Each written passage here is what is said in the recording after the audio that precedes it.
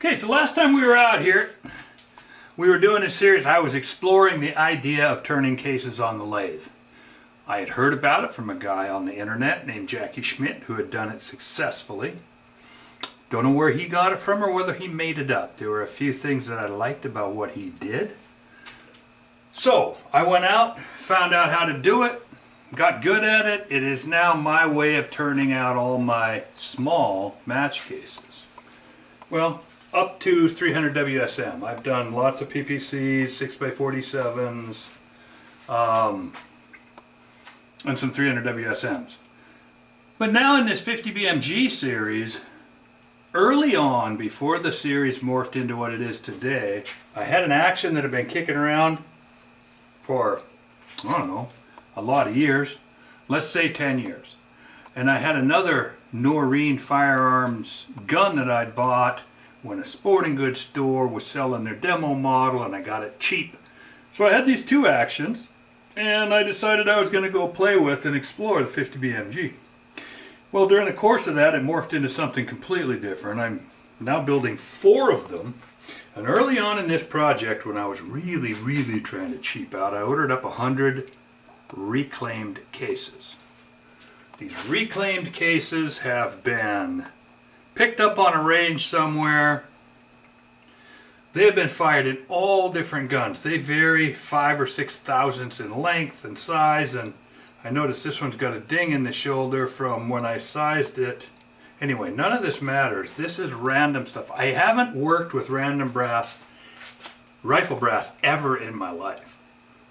Not one time, ever. I've done it with pistol brass because a while back I decided to get into 9mm, and a guy had a bunch of used range brass. And I did it with 38s for a while, and my wife and I were trying to learn how to shoot.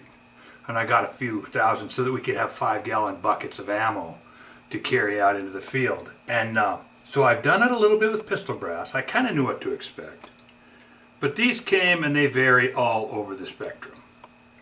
Well, when this morphed into trying for quarter-minute accuracy and match accuracy and all of the other things that it's kind of turned into,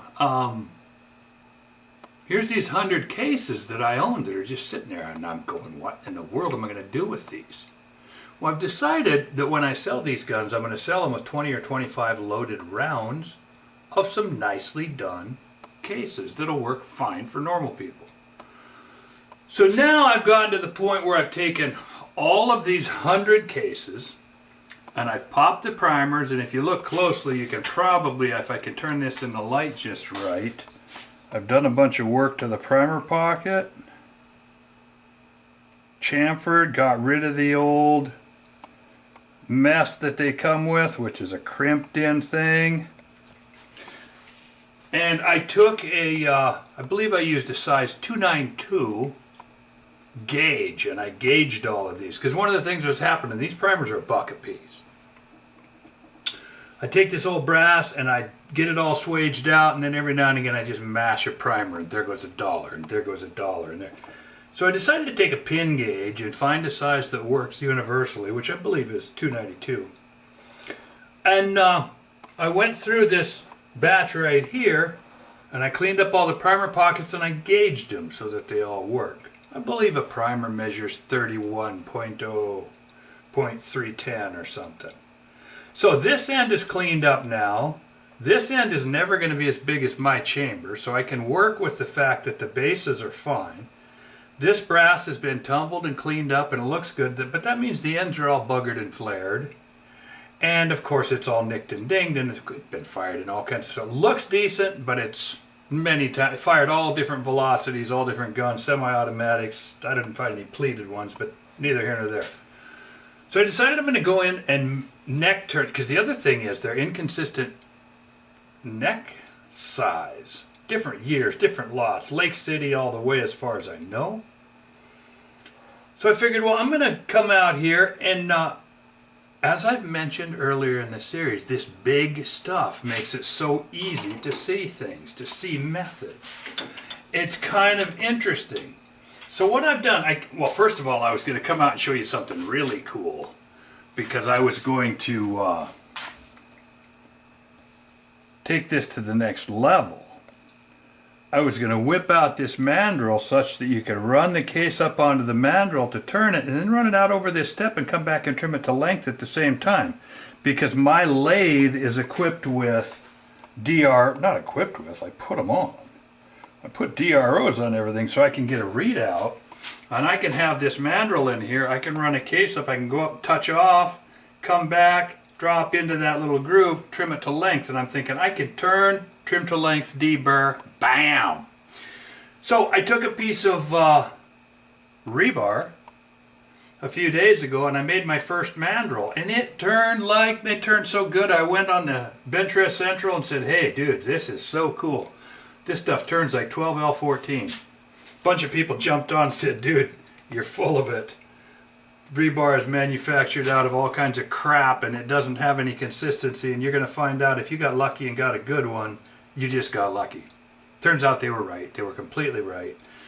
I went to do this one, and first I hacked one up and it got so many galls in it coming through. I kept changing bits and changing bits and changing speeds and changing everything. Finally I get this one into a configuration that does work, and I found out my whole plan just didn't work. Number one, the mandrel wasn't great, but number two, when I went to trim the end off, I couldn't get in and get it cleaned, and I kept sticking them. I couldn't get them back off the mandrel. Sizing these is tricky. To get this size right, because I'm going to show you how this works. I'm going to go ahead and turn one. Throw this in the garbage. I'm going to go ahead and fire this up and turn one. It starts out, this is a big old shell holder, and I've got it on a threaded rod and I've got it in the chuck. I set it up so I can drop the case in. The tailstock is locked, and then I just run the quill out to wherever I want it. In this case, I was touching off on this step thing. It was all about touching this and that, and I was going to be so cool. And then I could touch off on the back, come around, trim off the front, and everything was going to work out. Well, that didn't work out. So now I'm doing it totally differently.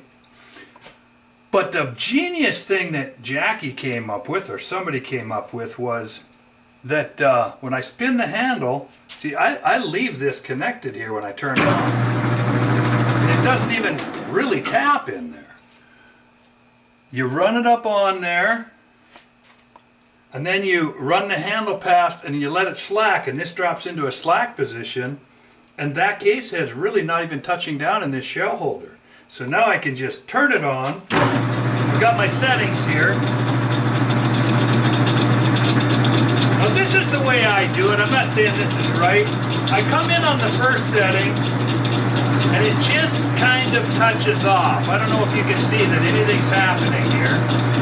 It's just touching the high spots off. I'm cutting about a thou off. I go back, I've got it ground to run into the shoulder a certain way that I like. Then I set it to depth, and I let it travel out. And this lathe is repeatable enough. Some of my match stuff, I'm really anal. You'll notice that this right here is taped down so I can't bump it and move it. Sometimes on my match stuff where I'm turning just once, I'll tape everything down and I'll just run on and off and on and off and on and off. The problem is that you've got to do a rough cut on and then a clean cut off, and that's not perfect. I don't really even like that. The rough cut on and the clean cut off does not make me happy. So now this comes back off because I have the mandrel sized correctly, and it lifts right up out of there, and you can see a perfectly turned case. Now, my idea of trimming to length, because these are all different lengths. Remember, they were fired in multiple guns. So not only do we want to make a nice neck on them, which we managed to do with this apparatus, but now we want to trim them to length. So what I've done, because I have the lathe, this is kind of useless to most people. RCBS and Hornady, I've got stations where I turn to length.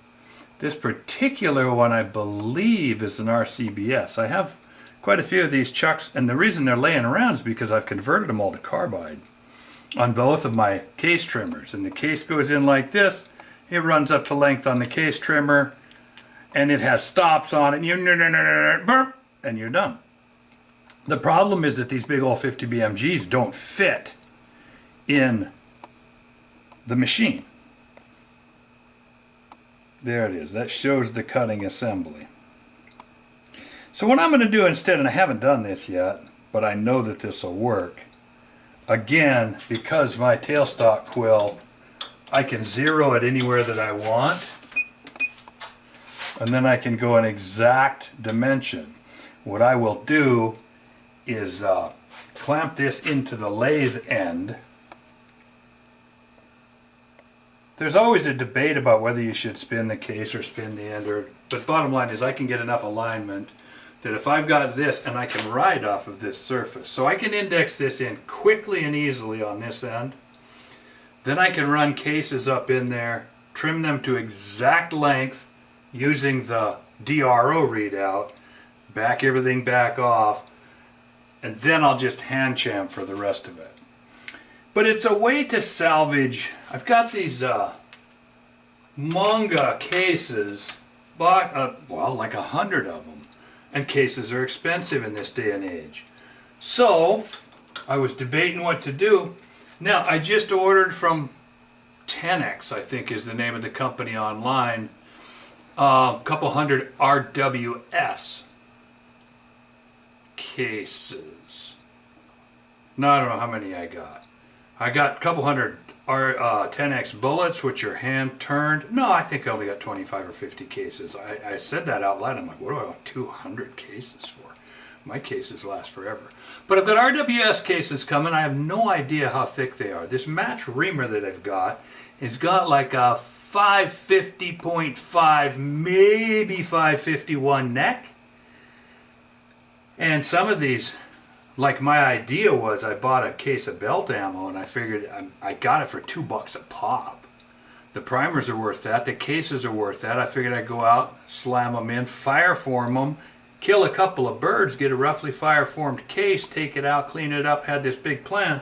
Well, come to find out, a lot of this military stuff that I bought in this belt fed box won't even go into that neck. And as I'm going through this mess, I'm finding like every fifth one, if I go through and clean it up and fire it, it won't even go into the neck of my chamber.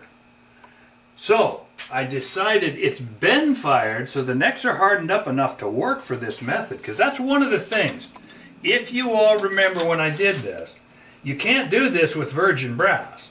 You can only do it with necks that are hard enough that they'll turn. I'll turn another one here just because.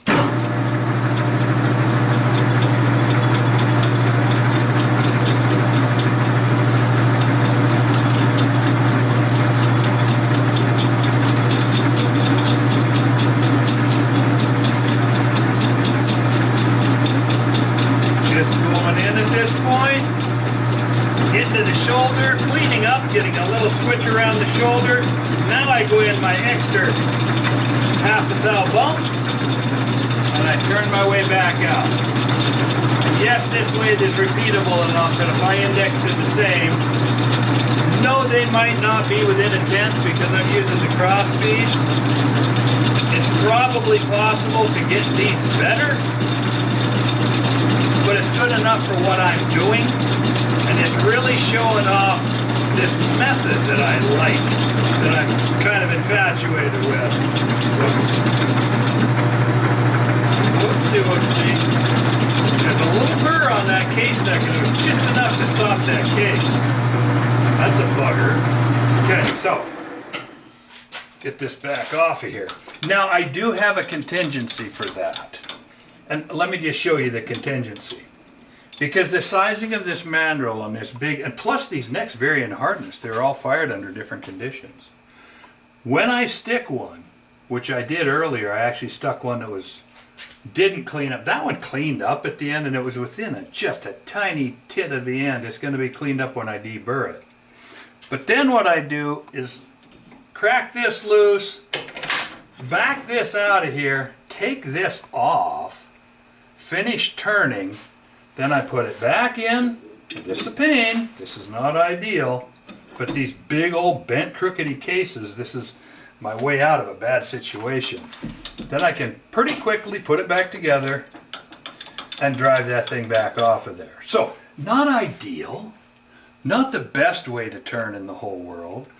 And frankly, the only reason this doesn't work as well as some of my other cases do is simply because this big old $30, $40 shell holder here is built to more exacting tolerances. The fit in here is maybe tighter than I wish it was. So when I back that off, it's hard to get it in these cases because they've been fired in all kinds of crooked guns. They are very crooked. So they go up on there and they might be doing a little bit of this. So it's not ideal, but it's working. It's turning them down. And just wanted to let you know that, I don't know, keep you up to speed, I guess, on some of the stuff that I'm doing. Instead of throwing this brass away or not being able to salvage it, because I have a lathe, I think I've come up with a way to make a nicely neck-turned case. I feather into the shoulder nicely. And these cases that have been fired in all kinds of different, from who knows what to who knows what, I think I can salvage them well enough. The problem with this stuff is you don't really go through and cull, because at $10 a shot, culling cases becomes, just go buy new ones. But I'll put these into rotation, I'll fire them once and probably send out 25 of them with each of these gun packages, and that'll get rid of the 100 of them, or even 20. 20 loaded rounds to go out and shoot something with, get your feet wet. They'll be neck turned, they'll be nice and easy to work with, and I get to practice my neck turning in the lathe technique with something big and find out. And I got to try my stepped mandrel thing, which was a complete failure. So I think that's it for this. This is kind of an add-in. I could show you how I grind this, I guess. Could show you the angle that I use. This is kind of a universal tool that I grind. I use it for a lot of things. In this case, I run it in such that the case runs, how would I put this? Let's just say that I match this leading angle. I just flare it a little bit out of the shoulder.